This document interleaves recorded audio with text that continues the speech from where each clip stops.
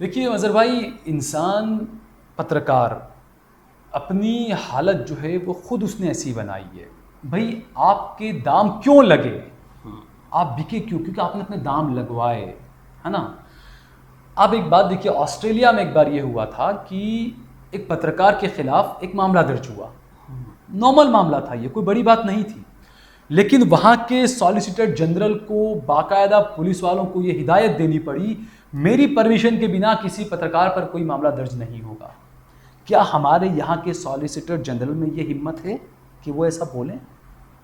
दूसरा, दिव्य भास्कर के जो है उनके कई ठिकानों पर छापे पड़े, आप देखिए। बिल्कुल। इसके अलावा समाचार प्लस उत्तर प्रदेश का एक अच्छा न्यूज़ चैनल है, लगातार आप उठाकर देखिए पिछले 6-8 महीने से जो सरकारी आंकड़ा है, मैंने अपने देश लाइव पर तकरीबन 6 महीने पहले खबर चलाई थी कि देश में 50 लाख लोग कोरोना से मर गए। 6 महीने पहले मैंने खबर चलाई थी, तो बड़ा लोगों ने मुझ पे उस पर बहुत उल्टी सीधी गालियाँ भी दी। उस पर आप कमेंट जाकर पढ़ सकते हैं कि तू कौन होता है, तू ये होता है। अभी पिछले 1 महीने से लगातार दिव्य भास्कर, चाहे गुजरात का हो, चाहे उत्तर प्रदेश का हो, चाहे नेशनल हिंदी का हो, लगातार वो मोदी की जो नाकामियां हैं सरकार की, जो पत्रकार को करना चाहिए, वो काम दिव्य भास्कर कर रहा है कि नाकामियों को उजागर करके बता रहा है। गंगा में जब लाशें बह रही थी तो उसको हेडलाइन से छापता था। गुजरात का एक मामला आपको याद होगा मज़हर भाई, जब रेमडेसिविर के जो इंजेक्शन की जो कालाबाजारी हो रही थी, जब भाजपा के जो अध्यक्ष है गुजरात के, उन्होंने जब अपना 5,000 का स्टॉक जमा कर लिया, आप सोचिए अगर वहां पर कांग्रेस के नेता ने जमा किया होता तो क्या होता उसकी हालत, या अगर किसी मुसलमान ने जमा की होती क्या होती उसकी हालत। उनको कुछ नहीं हुआ, क्यों? दिव्य भास्कर ने ये जिगरा दिखाया कि उसने पाटिल का नंबर बड़े हेडलाइंस के साथ अपने फ्रंट पेज पे छाप दिया कि वहां आपको इंजेक्शन मिलेगा, जाइए। तो दिव्य भास्कर जो जुर्रतमंदाना जो कदम उठा रहा था, हो सकता है आंखें खुल गई दिव्य भास्कर की। पहले तो वो भी बिल्कुल ही गोद में बैठा हुआ मीडिया बन चुका था, लेकिन शायद आंखें खुल गई तो पिछले कुछ महीनों से वो लगातार, खासकर कोरोना पर और बेरोजगारी पर, वो लगातार सरकार की पॉलिसियों का, मोदी और योगी दोनों की पॉलिसियों को वो बाकायदा नंगा कर रहा था। तो ये तो तय था कि कुछ ना कुछ तो होगा ही, क्योंकि जो छापता है उसके वहाँ छापा जरूर पड़ता है।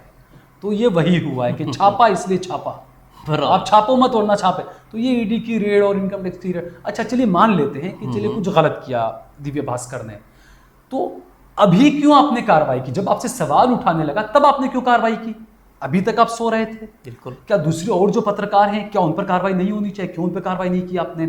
आप देखिए दिल्ली के अंदर एडिटर गिल्ड्स की एक मीटिंग हुई और उस मीटिंग में अब ये तय हुआ कि जो पत्रकारों के भी जो फोन रिकॉर्ड किए गए, जो टैपिंग किया गया, उसमें अब क्या करना चाहिए। तो आप अब जाग रहे हो। भाई टैपिंग अगर सहल कुरैशी की हो, मजहर शेख की हो, उस्मान कुरैशी की हो, रवीश कुमार की हो तो समझ में आता है, लेकिन ये तो उन लोगों की टैपिंग हो रही है जो खुद गोदी मीडिया के पत्रकार हैं। न्यूज़ 18 के पत्रकारों की टैपिंग हो रही थी, जी मीडिया से जुड़े हुए लोगों की टैपिंग हो रही थी। तो यानी कि ये जो जो गुजराती जो बैठे हुए हैं वो किसी को बख्शने वाले नहीं है। मुझे तो लगता है कि हो सकता है दोनों एक दूसरे का फोन भी टैप करवाते होंगे, ये बिल्कुल हो सकता है। इनको दोनों को एक दूसरे पर ही भरोसा नहीं है। जिसको किसी पर भरोसा नहीं होता वो एक दूसरे पर कैसे भरोसा कर लेगा। तो पत्रकारों के साथ में बहुत पत्रकारों को पहले से जाग जाना चाहिए। तो मैं कहूँगा पत्रकारों ने खुद ने अपनी हालत इस तरह की बना ली कि उनके दाम बोले जाने लगे। पत्रकारों ने खुद अपने आप को उस मुकाम पर लाकर खड़ा कर दिया कि वहाँ उनकी बोलियां लगने लग गई। वरना पत्रकार अच्छे अच्छे पत्रकार भी हैं, बोलने वाले पत्रकार भी। आप देखिए कि पुण्य परशुन वाजपेयी, आप देखिए क्या नहीं हुआ। सब जितने पत्रकारों को जानते हैं, जो पत्रकारिता से जुड़े हुए लोग हैं, सबको पता है पुण्य परशुन वाजपेयी के साथ में क्या हुआ था, किस तरीके से उनको चैनल से निकाला गया, अभी क्या कर रहे हैं वो। विनोद दुआ के साथ में क्या हुआ, कैसे केस हुए, सबको ये बात का पता है। एनडीटीवी के साथ में क्या हुआ, सबको ये बात का पता है। तो भाई गलतियां होती है इंसान से, लेकिन आप पहले कार्रवाई क्यों नहीं करते हैं? जब आप पर सवाल उठने लगे तब आप कार्रवाई करने लगे उनकी। भाई अर्नब गोस्वामी पर भी बहुत सारे आरोप लगे थे, उनके खिलाफ क्यों कार्रवाई नहीं हुई? क्यों उनको पकड़ के नहीं ठूस रहे जेल में? टीआरपी का इतना बड़ा चार्जशीट में इनको इतने नाम आए, क्यों उनके खिलाफ कोई कार्रवाई नहीं हो रही?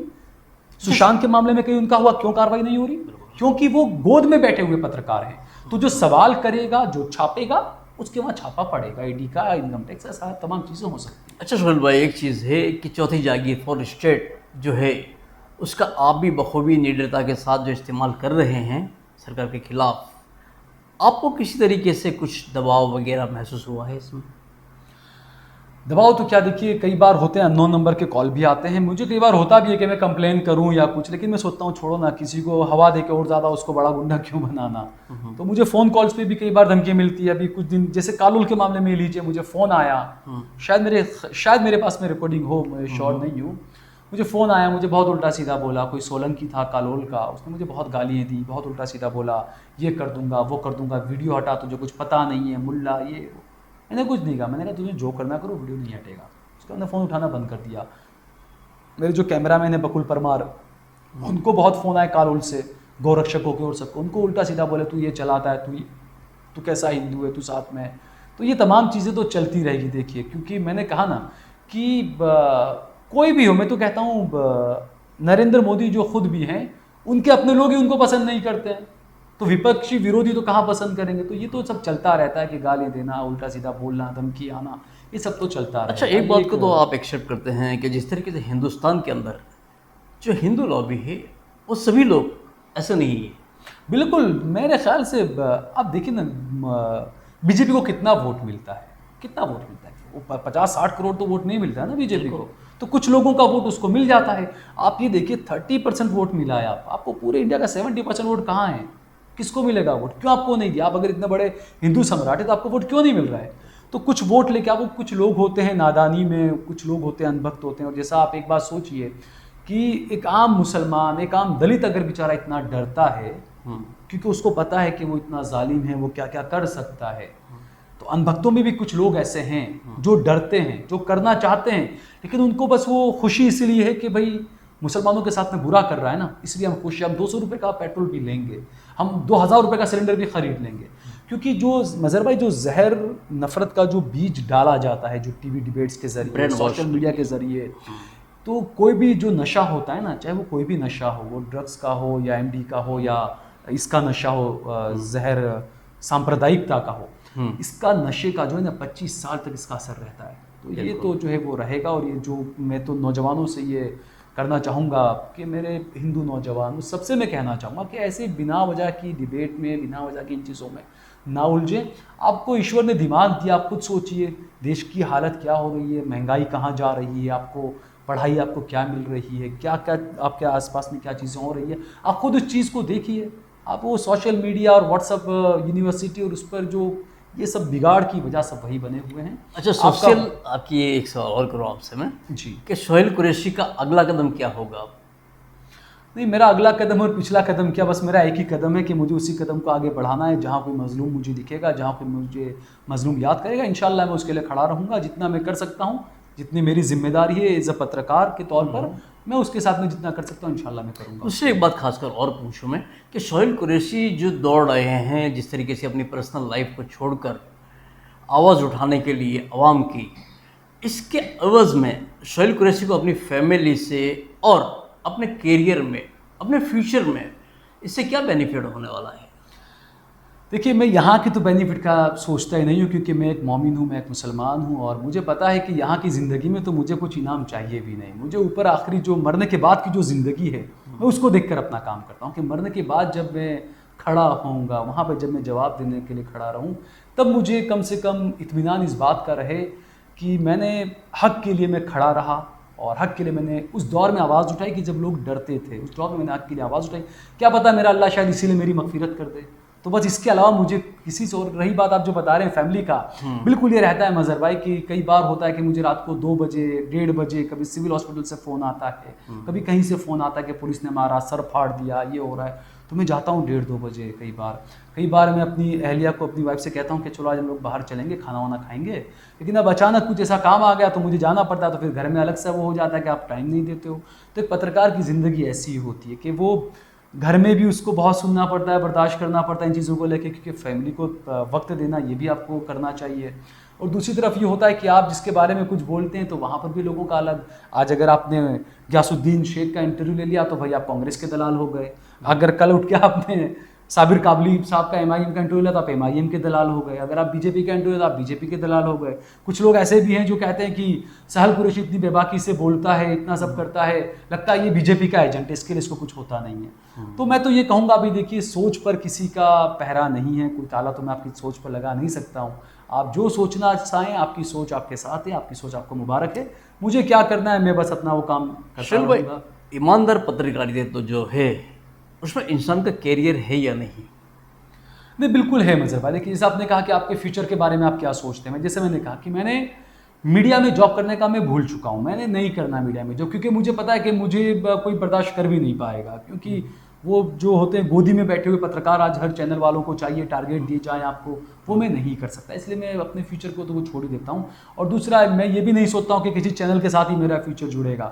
मेरा अल्लाह ने मेरे लिए क्या रास्ता रखा होगा, मेरा फ्यूचर कहाँ होगा, मेरा अल्लाह तय करेगा इंशाल्लाह। और अभी तक बेहतर ही चल रहा है सब, तो ये तो मैं उसमें कुछ वो ज़्यादा वो नहीं कह सकता।